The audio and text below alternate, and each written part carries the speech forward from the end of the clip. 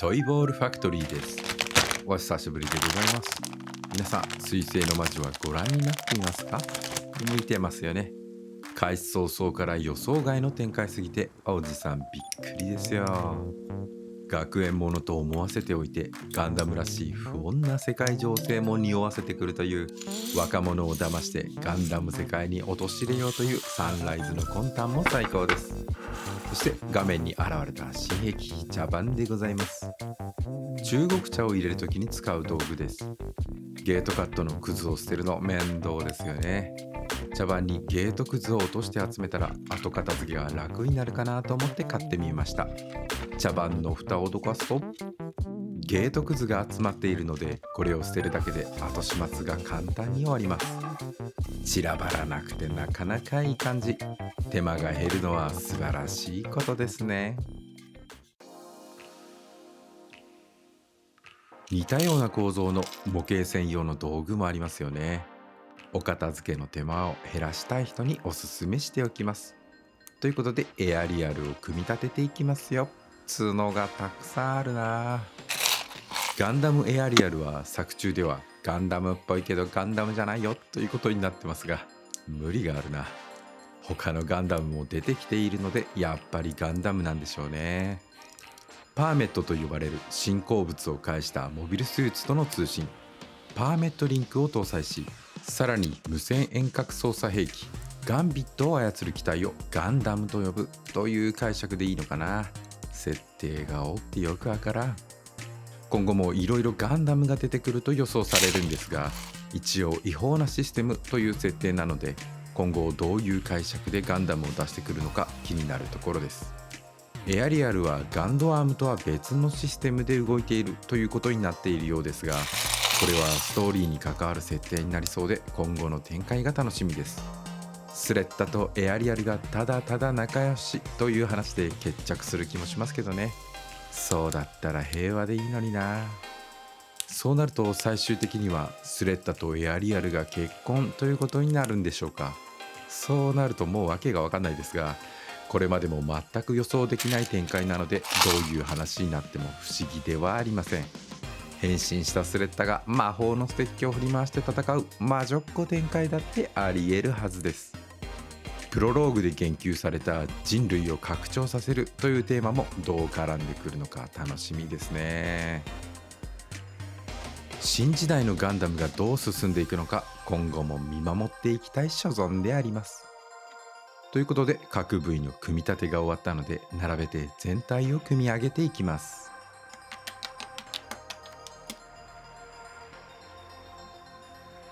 この足首が斬新。一軸のみなんですね。つま先やかかとは別々のボールジョイントで稼働するようになっています。ビームライフルを取り付けて、頭を取り付けて、これでガンダムエアリアルの仮組完成。ズームアウト。新時代のガンダムといった印象で未来的なフォルムになってますね。背面にはターン A ガンダムのスラスターベーンのようなディティールがありますね。意識してるのかな？かかとの色分けが足りてないようですね。全体的な色分けは良好なんですが、ボロどころ足りてない。シールで補うか部分塗装が必要ですね。そうは言っても新時代のガンプラめちゃめちゃ複雑でイケメン。太ももがめっちゃ太いな。女性的なフォルムもあってか、スト2のチュンリーを思い出しちゃいます。可動範囲を見ていこうかな。腰回りのスカートアーマーが小ぶりで、足の可動範囲が広いです。スピニングバードキックもできますね。スカートアーマーを動かさなくてもこの可動範囲いいですね。当然のように膝は二重関節、カンフーポーズもバッチリ決まる。肩アーマーが邪魔になるかなと思ったら全然問題ない。ラストシューティングもやれ。頭が吹っ飛んだ。ちょっと頭部が外れやすい気がしますね。個体差かな。まあそういうこともありますよね。で、今度は胸のシェルユニットが飛んでった。どこに飛んでいったの？あった。どっこいしょと。なんだかパーツが外れやすい気がします。対策が必要かな。いろいろポーズをつけてみます。浮遊感のあるポーズが似合うな。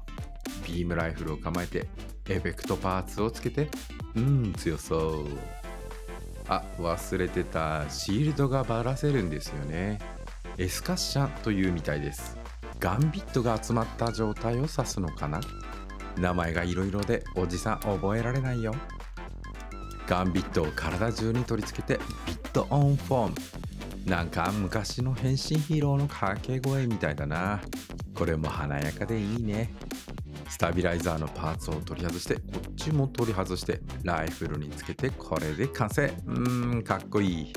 さっきより強そうに見えます。それではバラして塗装前の処理を行っていきますよ。新しくガンダムざまに見じゅかねあっばよ。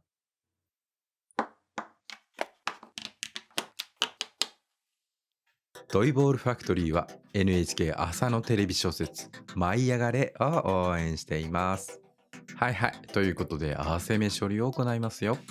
エアリアルのキットは足に合わせ目が集中しています。曲線を生かしたデザインなので仕方がないかな。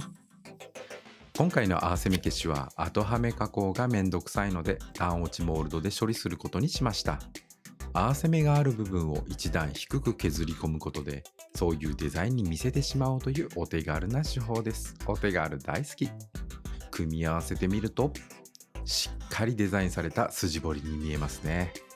お次のパーツは足首。ド派手な肉抜き穴ですね。さすがにこれをデザインだと言い張るのは無理があるのでエポパテで埋めてしまいます。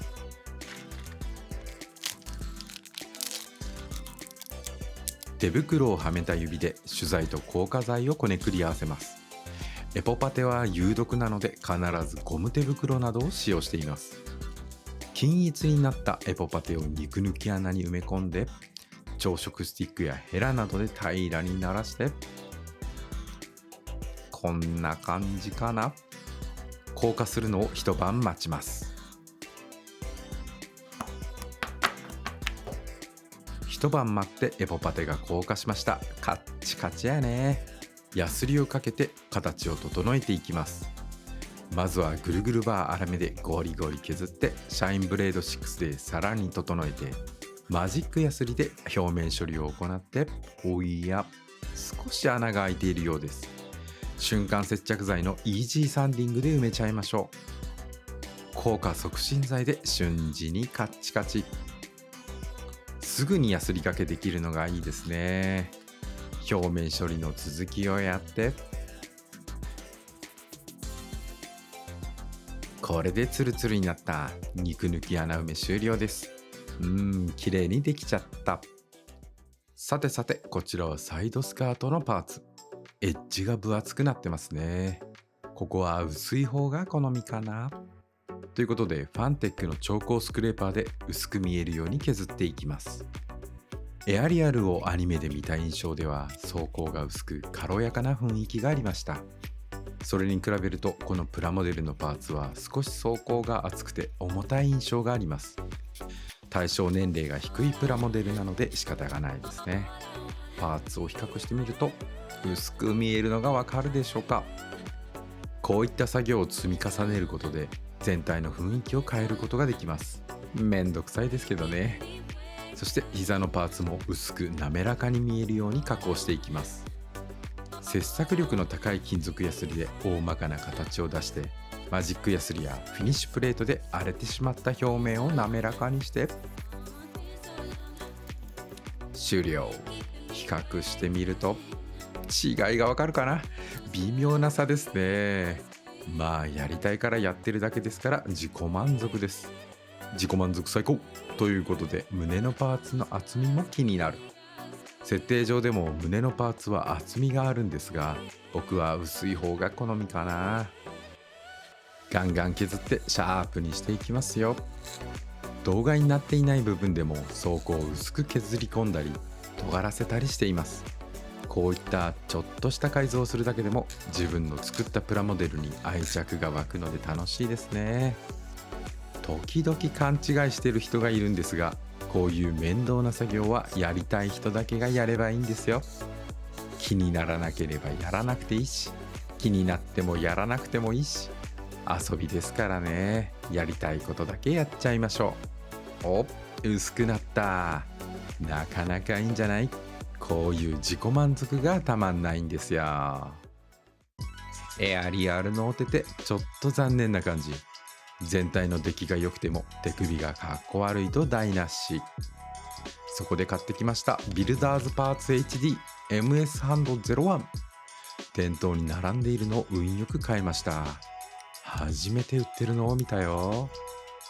精密な作りのハンドパーツですね。これに差し替えればかっこよくなるはず。でもエアリアルの手としては何かが足りない。ということで取り出したのは 0.2mm 厚のプラ板。これをデザインナイフを使って細く細く切り出します。細く切り出したプラ板をおじさん作業に夢中になってカメラのことを忘れてますね。楽しそうです。細く切り出したプラ板を 2mm の長さに切り分けてるんですが、全く見えませんね。おじさん夢中です。プラモを作るのはなんと楽しいことなのでしょうか。やっと届いてくれました。プラ板が 2mm に切り分けられています。これをピンセットでつまんで指の先にプラ板をってこれどうやって貼り付けるんだ。腕は2本しか持ってないぞ。ヘルピングハンドというものを使います。これで腕が増えました。流し込み接着剤を流し込んでこれで接着。エアリアルは指先に爪のようなものがあるんですよね。結構重要なディティールだと思うので追加してみました。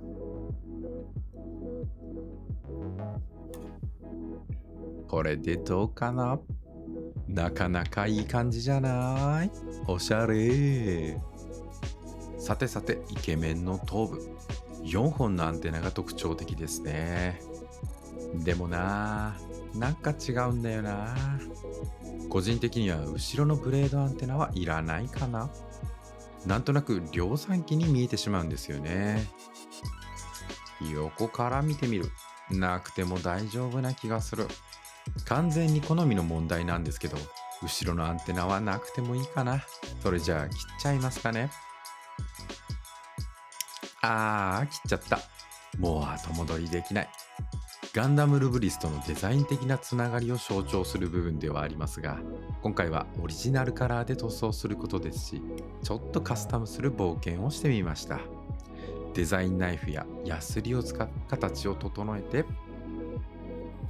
いい感じかな。あんまりカスタムはやらないんですが、たまにはいいんじゃないかな。アンテナの跡をきれいに取り除けました。仮組みして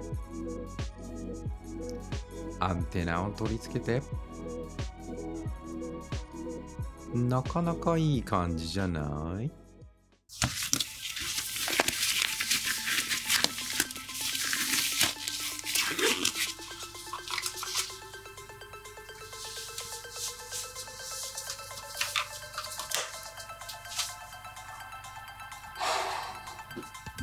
さあ、楽しい塗装の時間です。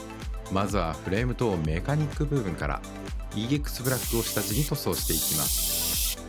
塗装が久しぶりすぎて塗料の溶剤が揮発していたようで、塗膜がガタガタに調整するのが大変でした。続いては GX グラファイトブラック、新色ですよ。パッと見メタルカラーアイアンによく似ているんですが、拭き取ってツヤが出るわけではなく、そのままの色になります。渋い色だな。これはレギュラー入り決定。今度は金色や赤、緑など細かいメタリックやキャンディー塗装にする部分を塗装していきます。赤色や金色に塗るパーツの下地にディープローズレッドを塗装します。こうすることで色鮮やかな金色を表現できます。金色の下地に青色を塗ったら青っぽい金色になるんでしょうか。機会があったら試してみたいですね。続いてはスターブライトゴールドってめっちゃピンボケ。こちらはカメラ部分ですね。いきなりスターブライトゴールドを塗装しています。黄色のパーツを金色に塗装。映ってないな。今回はスレッダが着ているホルダーの制服をイメージして塗装していくので、金色をゴージャスにしてみました。お次は赤いパーツも金色に。下地にディープローズレッドを塗装したけど、よく考えたら元から赤かったね。直接スターブライトゴールドを塗装すればよかった。そしてクリアレッドを塗装してキャンディーレッドにしていきます。こういう細かくて角張ったパーツの塗装はムラになりやすいので、気をつけながら少しずつ塗装しています。続いてはクリアグリーン。カメラをキャンディーグリーンにしていきます。そういえばキャンディーグリーンの下地を金色にするのは初ですね。ロイヤル感が出るかなと思ってやってみました。どうかな？ EX クリアでツヤを出していきますよ。最初はさらっと塗装しないとクリアレッドが溶けたりするので注意が必要です。いい光沢。そして重ね塗り。1回で塗り切ろうとすると塗装が溶けたり塗膜が厚くなりすぎたりするので、少しずつ塗装しています。まあ時間がめちゃくちゃかかりますけどね。のんびり塗装を楽しめるけど YouTube には向かない塗装ですね。お次は本体色。黒いパーツを塗装していきましょう。例によって EX ブラックで下地を作っていきます。この下地の段階でいい光沢が出ていないと後から光沢を出すのが大変になってしまうので、細心の注意を払って塗装しています。そして2層目。1層目を乾燥させると細かい傷が見えるようになりますが、この2層目でだいたい消えることが多いです。さらに EX ブラック3層目。溶剤の揮発が思ったより多かったのか、予定より滑らかになっていませんでした。もう一層重ねて滑らかさを出していきます。塗装は様々な条件が影響するので、その都度臨機応変に対応していくしかないですね。みんな大好きプリズムブルーブラックを塗装。 EX ブラックそのままでもいいかなと思ったんですが、もう少し華やかさが欲しいなとプリズムブルーブラックを塗装することにしました。反射している部分が青く光っているように見える塗料で、滑らかなグラデーションにも見える塗料でお気に入りです。 EX クリアでトップコートしますよ。プリズムブルーブラックは EX クリアを重ねることでより深みが増していい色になります。単体だと艶消しっぽくなりやすいんですよね。なかなかいいテカテカになってきたな。仕上げに EX クリア。大量に EX クリアと EX ブラックを使用してますね。そういえば最近は塗料の入手性が上がりましたね。ありがたいことです。そしてニュートラルグレー1を塗装。本体色その2です。EX ホワイトよりちょっとだけ暗い白色。単体で見ると白にしか見えないですね。おや、ホコリが入ってしまいました。あまりおすすめはしませんが、僕はホコリが入った瞬間にすぐにピンセットでホコリを取っています。塗膜に傷がつきますが、乾く前なら上から塗装することで傷を滑らかにできます。続いてパールシルバーを塗装して少し華やかさをプラス。ホルダーですからね、ゴージャスにしないと。仕上げの EX クリア。こちらの EX クリアも何度かに分けて塗装しています。乾燥時間はできる限りたっぷり取った方が仕上がりが滑らかになると思います。手間がかかるね。さあ最後の本体色 EX ホワイトを塗装していきますよ。白色の塗装が一番難しい気がするな。下地が透けやすいのでムラがあると目立つんですよね。もう一回 EX ホワイト。ほとんど違いがわからないんですが、微妙に下地が透けていたので重ね塗りしています。エアリアルの白いパーツは思っていたよりグレーに近かったようです。続いてはパールシルバー。ニュートラルグレー1と同じようにちょっとゴージャスにするためにパール塗装をしてみます。ほとんど変わらんな。わかりづらいですね。それならばサファイアブルーを塗装しましょう。黒下地だとはっきりと青くなる塗料ですが、白下地だとほんのわずかにハイライトに青みがかかるようになります。乾燥させたものがこちら。そしてやっぱり分かりづらい EX クリアで光沢を出していきます。パール系の塗料は効果をはっきり出そうと重ね塗りをするとパール顔料の特性が全体が黄ばんでしまうので、あまり塗り重ねられないんですよね。パッと見はそんなに効果が出ていなくても、クリアを重ね塗りすると若干効果が見えてくるようになるので、パール系の塗料はあまり塗りすぎない方がいいかなと思います。うっすら青みがかってるのがわかるかな。まあこれも自己満足なんでしょうか。引きで見た時にうっすら見える青みがいい感じになるんですよ。これで全ての塗装が終わりました。仕上げていきますよ。しっかり乾燥させた太もものパーツ、エアリアルの見どころパーツの一つですね。久しぶりの塗装の割にはいい光沢が出ています。十分光沢が出ているとは思うんですが、久々なのでコンパウンドもかけてしまいます。コンパウンドがいっぱい出ちゃった。まあいいか。パーツにまぶして磨いていきます。さあどれくらい綺麗な光沢になってくれるかな。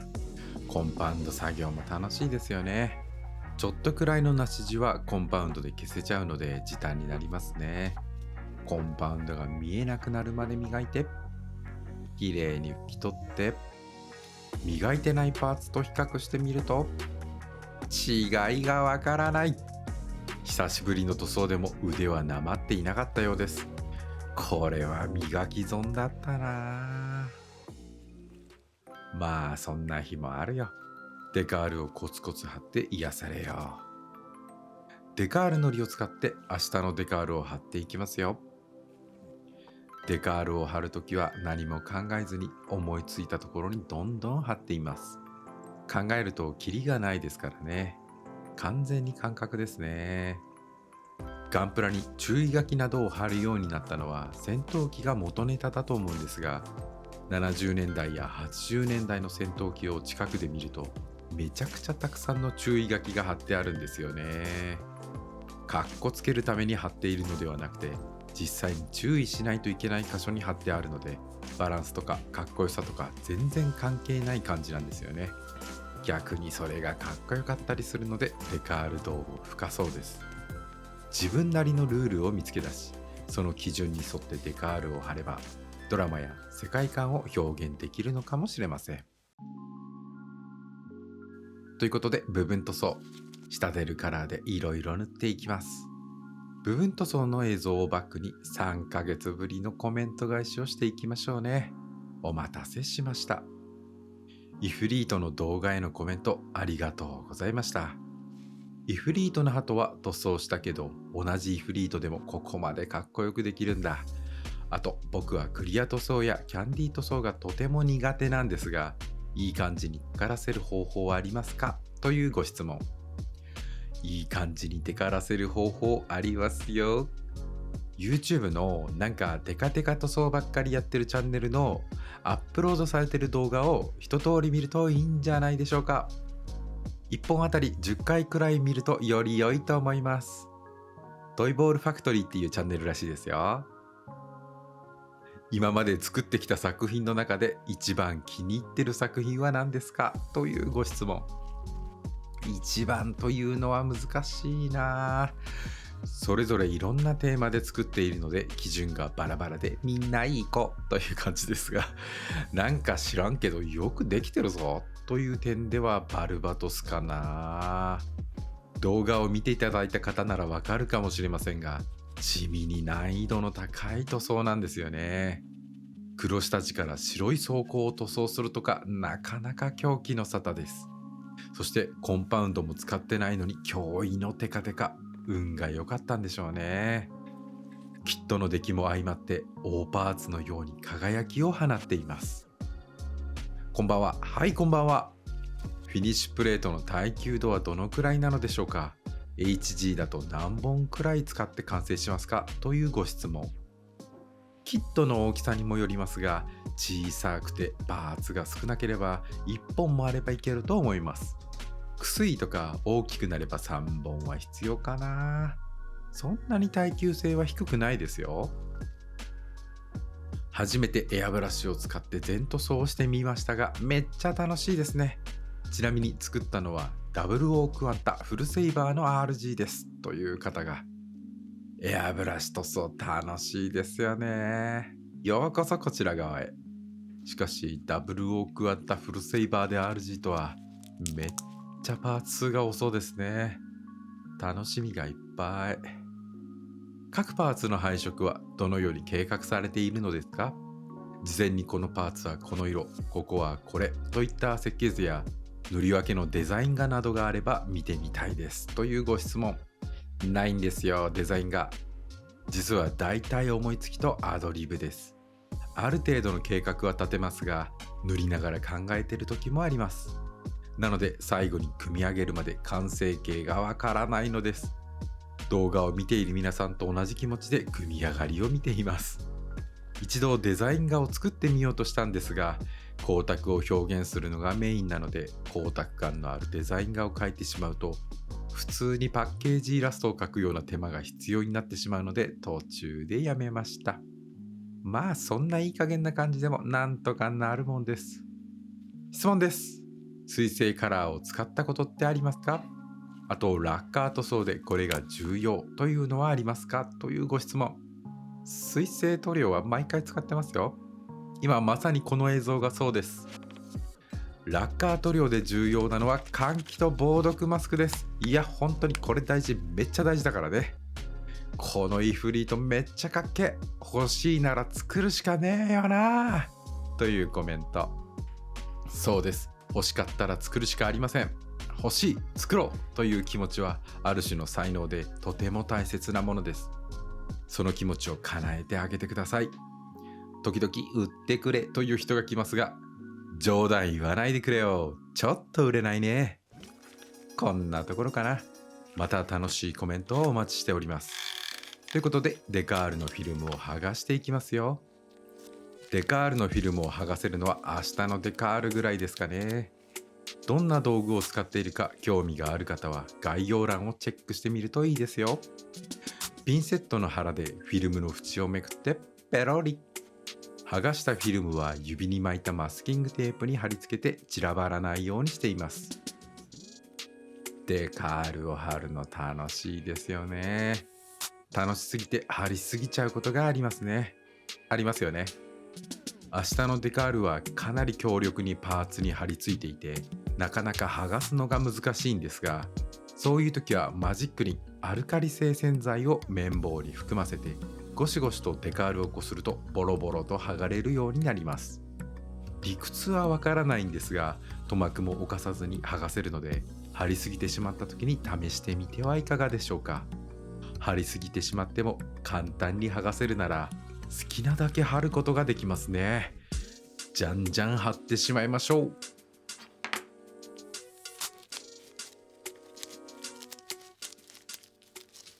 さあ仕上げの時間です。楽しいプラモ作りももうすぐ終わりです。水性接着剤のデコプリンセスで胸のシェルユニットを接着してしまいましょう。こういった強度のいらないパーツの接着は水性接着剤がやり直しもできるので便利ですね。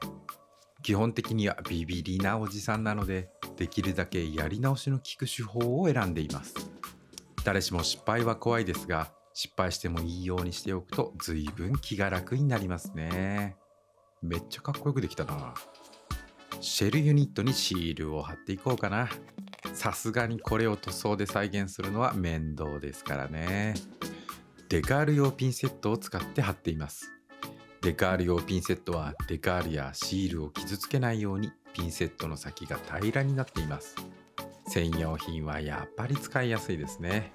うまく貼れたかな？キラキラしてる。ということで全てのパーツが整いました。それでは並べて組み立てていきます。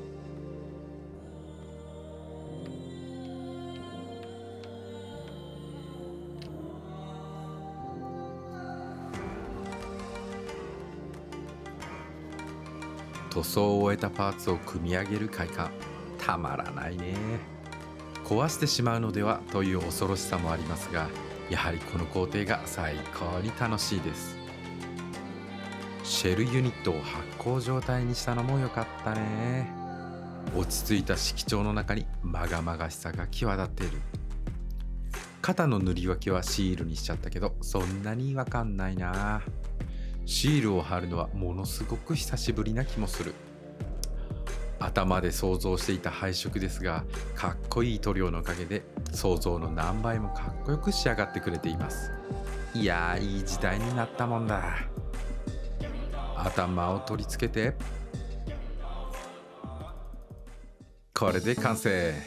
かっこええやん。ズームアウト。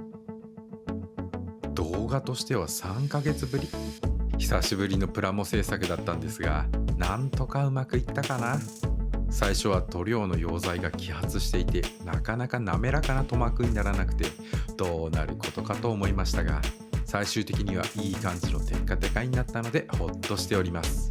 いやー、かっこよく出来上がったな。また一つお気に入りのコレクションが増えました。ということで今回は HG ガンダムエアリアルをホルダーの制服カラーでテッカテカに塗装しました。なんとなく思いつきで学園のホルダーカラーで塗ってみましたが、思っていた以上にいい感じに収まりました。エアリアルくんのポテンシャルの高さのおかげですね。アニメの今後の展開も気になります。ということで HG ガンダムエアリアルをホルダーの制服カラーでテッカテカに塗装しました。それではまた次回の動画でお会いしましょう。トイボールファクトリーでした。